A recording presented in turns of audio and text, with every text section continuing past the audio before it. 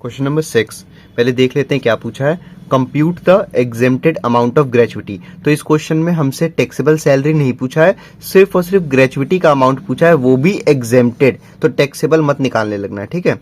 अब पढ़ते हैं question. Mister Ram retired from a factory after serving for 30 years and 8 months in June 2023। तो mister Ram एक फैक्ट्री से रिटायर हुए हैं 30 साल 8 महीने काम करके।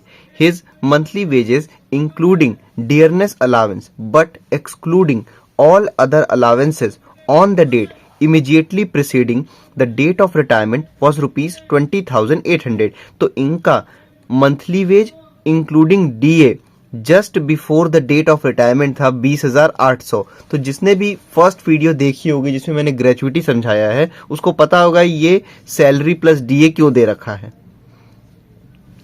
अभी बताता हूं आगे फिर। He received rupees 3,72,000 from his employer as gratuity under the Payment of Gratuity Act 1972।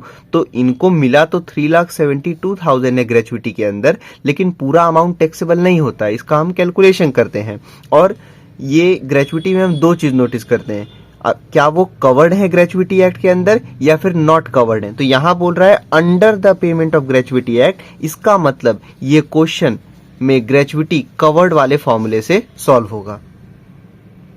तो इस क्वेश्चन में आपका काम आसान कर दिया। जैसे हमको कवर्ड पहले तो बता दिया है कि कवर्ड वाला है, ये क्वेश्चन ने बताया ही होगा कि कवर्ड है कि नॉट कवर्ड है। तो सैलरी में हम क्या लेते हैं, बेसिक सैलरी प्लस डीए और उसको मल्टीप्लाई कर देते हैं 15/26 से। तो यहां आपको ऑलरेडी 20,800 दे रखा है, आपको निकालने की जरूरत नहीं है। देख लो, बोला है is monthly wages including DA but excluding all other allowances. अब समझे क्यों दिया था, क्योंकि सीधे सीधे आप यहाँ पे पुट कर दोगे, फिर एक सैलरी आ जाएगी, फिर ये लिखोगे least of the following will exempt. 15 days की सैलरी जो ऊपर से आई है उसको मल्टीप्लाई कर देना जितने साल इन्होंने सर्विस की है और उसको राउंड ऑफ कर देना ईयर को। तो ईयर कैसे राउंड ऑफ करते हैं ये भी हमने फर्स्ट वीडियो में सीखा था। फिर जो अमाउंट मिला है वो लिख देना कंपनसेशन के तौर पे, और 20 लाख रुपए मैक्सिमम लिमिट होता है। इन तीनों में से जो भी लीस्ट होगा वो एग्जेम्प्ट हो जाएगा। बाकी हमसे टैक्सेबल पूछा नहीं है, टैक्सेबल पूछा होता तो एक्चुअल ग्रेचुइटी रिसीव्ड में से लीस्ट माइनस कर देते, लेकिन यहाँ एग्जेम्प्ट केवल पूछा है तो इन तीनों में जो भी कम होगा वही आपका आंसर हो जाएगा। तो सॉल्यूशन देखते हैं 6 का। इस क्वेश्चन में हमसे टैक्सेबल सैलरी नहीं पूछा है, सिर्फ और सिर्फ ग्रेचुइटी का एग्जेम्प्टेड अमाउंट पूछा है, टैक्सेबल भी नहीं पूछा है, ठीक है। अब ग्रेचुइटी का जब भी हम क्वेश्चन सॉल्व करते हैं तो हम दो चीज नोट करते हैं कि वो मतलब कि covered under the payment of gratuity act है या नॉट कवर्ड है, क्योंकि इसी से पूरा का पूरा आंसर आपका चेंज हो जाएगा। तो यहां बोला है under the payment of gratuity act, यानी कि ये कवर्ड वाले फॉर्मूले से सॉल्व होगा, ठीक। कवर्ड अंडर ग्रेचुइटी एक्ट से सॉल्व होगा। तो सबसे पहले हम निकालते हैं सैलरी। इसका फॉर्मूला होता है basic salary plus DA multiplied by 15 divide by 26। तो यहाँ पे ये काम आपका ऑलरेडी आसान करके दिया है। क्वेश्चन में बोला है his monthly wages including DA but excluding all other allowances on the date immediately preceding the date of retirement was इतना। तो भाई जिस दिन वो रिटायर हुए हैं उससे जस्ट पहले इनका मतलब उस डेट से जस्ट पहले इनका जो बेसिक सैलरी और डीए मिला के जो अमाउंट था वो था 20,800, वही हम लेते हैं, ठीक। मल्टीप्लाई कर दो इसको 15/26 से, इससे 15 डेज की सैलरी आ जाएगी। 20,800 मल्टीप्लाइड बाय 15 डिवाइड बाय 26, ये हो गया आपका 12,000 रुपीज, ठीक है। उसके बाद हम लिखते हैं least of the following will exempt. सबसे पहले हम लेते हैं 15 days salary multiplied by number of year of service, और ध्यान रखना जब भी कवर्ड वाला क्वेश्चन होगा तो उसमें ईयर ऑफ सर्विस को राउंड ऑफ कर देना। तो चलो यहाँ वैल्यू पुट करो, 15 डेज की सैलरी की हो गई 12,000 multiplied by number of year of service.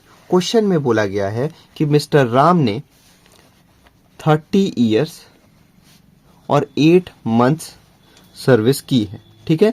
तो इसको आप जब ये पूरा क्वेश्चन सॉल्व कर लेना तो नीचे ना ये चीज दिखा देना, या ऊपर थोड़ा सा स्पेस छोड़ के वहीं पे ये चीज दिखा देना कि आप राउंड ऑफ कैसे कर रहे हो। तो इतने साल इन्होंने सर्विस किया था और मैंने सिखाया है कि अगर ये मंथ 6 महीने या उससे ज्यादा है तो हम यहाँ +1 कर देते हैं जब भी राउंड ऑफ करना है। अगर यहाँ 6 महीने से कम रहता तो हम इतना ही छोड़ देते राउंड ऑफ करके 30 ईयर्स, लेकिन यहाँ 6 महीने से ज्यादा है, इस वजह से इसको 1 साल बढ़ा दो, यानी कि 31 ईयर्स हो जाएगा। और यहाँ राउंड ऑफ करना था तो हमने राउंड ऑफ कर दिया। 12,000 मल्टीप्लाइड बाय 31, ठीक है।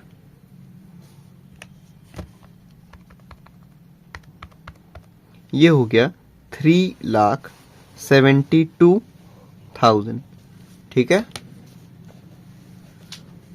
सेकेंड पॉइंट में हम लेते हैं actual amount of gratuity received. कितना मिला है इनको भाई, देख लो, इनको मिला है 3,72,000। तो कंफ्यूज मत होना, इतना इनको मिला है और इतना जो है अभी हमने जो कैलकुलेशन किया है उसके मुताबिक आया है। ये केवल एक कोइंसिडेंस है, इत्तेफाक है केवल ये, ठीक है। Third, maximum limit. रूल क्या कहता है, जो हमने फॉर्मूला पढ़ा था कि मैक्सिमम लिमिट होता है ग्रेचुइटी के केस में 20 लाख रुपए, ठीक है। अब ध्यान देना, हम क्या एग्जेम्प्ट करते हैं, इन तीनों में से जो भी सबसे कम अमाउंट होता है वही एग्जेम्प्ट कर देते हैं। तो आप देखो, ये तो 20 लाख है, ये सबसे ज्यादा है, ये दोनों कम है भाई, इक्वल है क्योंकि, तो कुछ भी एग्जेम्प्ट कर दो। तो एग्जेम्प्ट अमाउंट, कुछ भी से मेरा मतलब था इन दोनों में से, ये सेम ही तो अमाउंट है। Exempt amount of gratuity is equal to 3,72,000 rupees. देखो भाई, अगर यही चीज यहां पूछ लेता कि आप टैक्सेबल अमाउंट निकालो ग्रेचुइटी का, तो एक्चुअल अमाउंट इतना था और लीस्ट भी यही अमाउंट था। तो 3,72,000 में 3,72,000 आप माइनस कर दोगे तो यहाँ पे मिस्टर राम के केस में ग्रेचुइटी का अमाउंट जो टैक्सेबल होगा वो कितना रहेगा, निल, 0। समझ गए, यहाँ केवल एग्जेम्प्टेड अमाउंट पूछा था। तो इन तीनों में से लीस्ट कौन था, यही लीस्ट था सबसे, क्योंकि 3,72,000 यही कम है, तो हमने इसी अमाउंट को यहाँ पे लिख दिया। ये हो गया एग्जेम्प्ट अमाउंट ऑफ ग्रेचुइटी, ठीक।